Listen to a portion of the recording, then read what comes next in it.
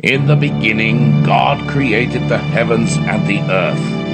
Now the earth was formless and empty. Darkness covered the surface of the watery depths, and the Spirit of God was hovering over the surface of the waters. Then God said, "Let there be light," and there was light. God saw that the light was good, and God separated the light from the darkness.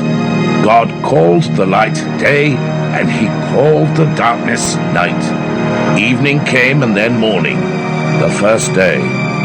Then God said, "Let there be an expanse between the waters, separating water from water."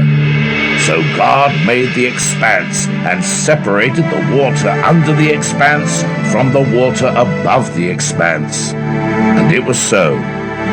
God called the expanse sky. Evening came and then morning, the second day. Then God said, "Let the water under the sky be gathered into one place, and let the dry land appear." And it was so.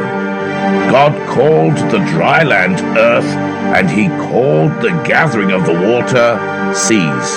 And God saw that it was good.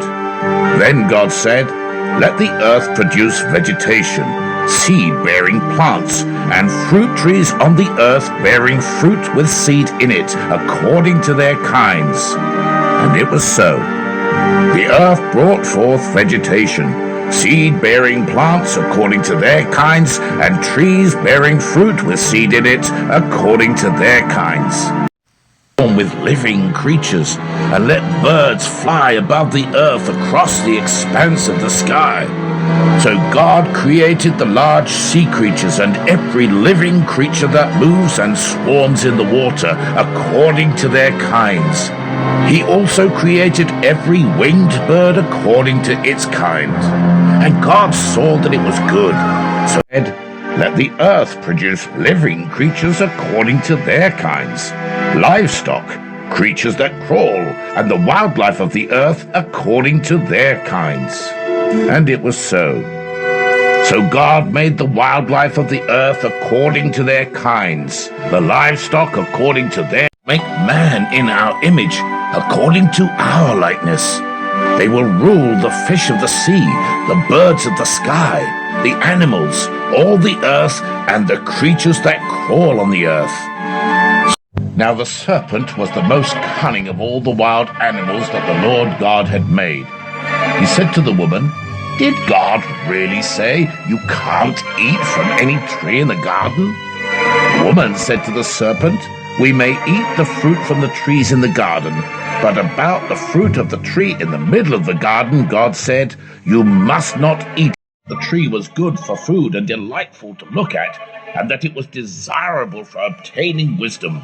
So she took some of its fruit and ate it. She also gave some to her husband who was with her, and he ate it." When mankind began to multiply on the earth and daughters were born to them, the sons of God saw that the daughters of man were beautiful, and they took any they chose as wives for themselves. And the Lord said, "My spirit will not remain with mankind forever, because they are corrupt. Their days will be 120 years. The Nephilim were on the earth, both in the eyes of the Lord. These are the family records of Noah. Noah was a righteous man, blameless among his contemporaries, to all flesh, for the earth is filled with violence because of them. Therefore I am going to destroy them along with the earth. Make yourself an ark of gopher wood. Make rooms in the ark, and cover it with pitch inside and outside. This is how you are to make it. The ark will be 450 feet long, 75 feet wide, and 45 feet high. You are to make a roof." Wetunatandikira kama abankumire.